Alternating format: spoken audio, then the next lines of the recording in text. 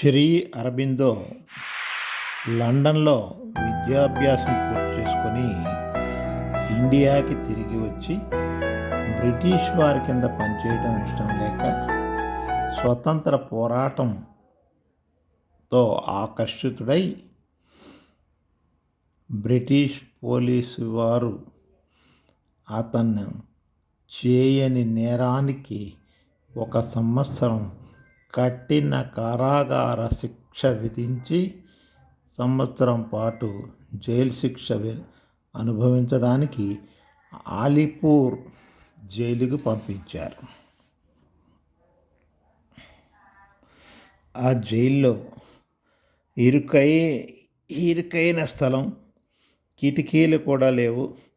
Single cell గదిలో ఖైదీలను గమనించడానికి ఒక చిన్న రంధ్రం మాత్రమే ఉండేది. అంత చీకటిగా ఉండేది ఆ సెల్. అలాంటి సెల్లో అరవిందుల గారిని ఉంచారు. ప్రతిరోజు జైలు కార్యక్రమం ప్రకారం 4:15 లేపేవారు. 5 గంటలకు బ్రేక్ఫాస్ట్ ఇచ్చేవారు.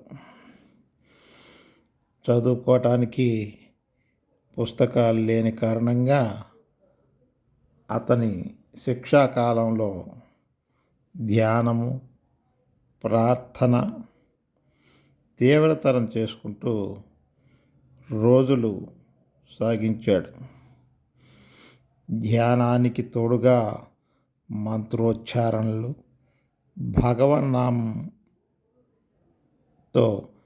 కాలం గడుపుకొస్తున్నారు. ఆయన ప్రార్థనల ఫలితం క్రమంగా మార్పు కనిపిస్తూ వచ్చింది. జైలు అధికారుల ప్రవర్తనలో కూడా అతని పట్ల మార్పు వచ్చింది. కారాగారంలో కర్కశులైన కఠిన మనస్కులైన ఖైదీలతో ఒక మృగంగా జీవించాల్సి ఉంటుందన్న అతని ఊహకి భిన్నంగా వాస్తవం కనిపిస్తూ వచ్చింది. రోజులు గడిచే కొద్దీ అతనిలో వస్తున్న ట్రాన్స్ఫర్మేషను, అతను పొందిన ఆత్మజ్ఞానం అతనికి స్పష్టమవుతున్నాయి. కారాగార వాసంలో శ్రీకృష్ణ దర్శనం జరిగినట్లు అనిపించింది. అర్జునుడికి జరిగిన గీతోపదేశం తనకి కూడా ఆ సందేశం అందినట్లు అతనికి అనుభూతులు చెందాడు.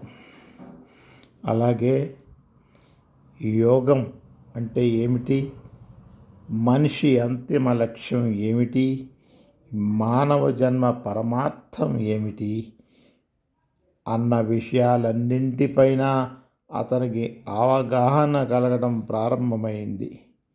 హిందూ ధర్మం యొక్క గొప్పతనం, భగవద్గీత సారం, ఉపనిషత్తుల సారాంశం అన్నీ అవగతమయ్యాయి అతని ఆంతర్యంలో. ఒక్క మాటలో చెప్పాలంటే అతనికి కారాగారం వాసంలో జ్ఞానోదయం కలిగింది. తదుపరి జీవితమంతా పాండిచ్చేరిలో జరిగింది.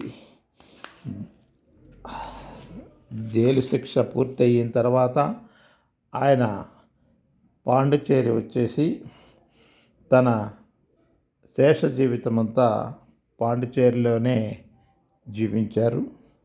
శ్రీ అరవిందులు నివసించిన గది, ఆయన సమాధి మందిరం, ఆయన ఆశ్రమం దేశ విదేశీయుల సందర్శకులతో నిత్యము కలకలలాడుతూ ఉంటుంది. ఆశ్రమ వాతావరణం ఆధ్యాత్మిక శక్తి నింపుకున్నట్లుగా కనిపిస్తుంది.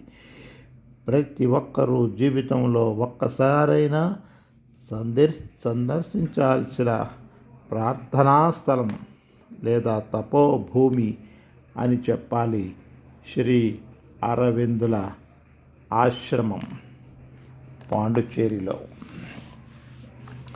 శ్రీ అరవిందులు synthesis of yoga, Savitri, life divine అనే గ్రంథాలు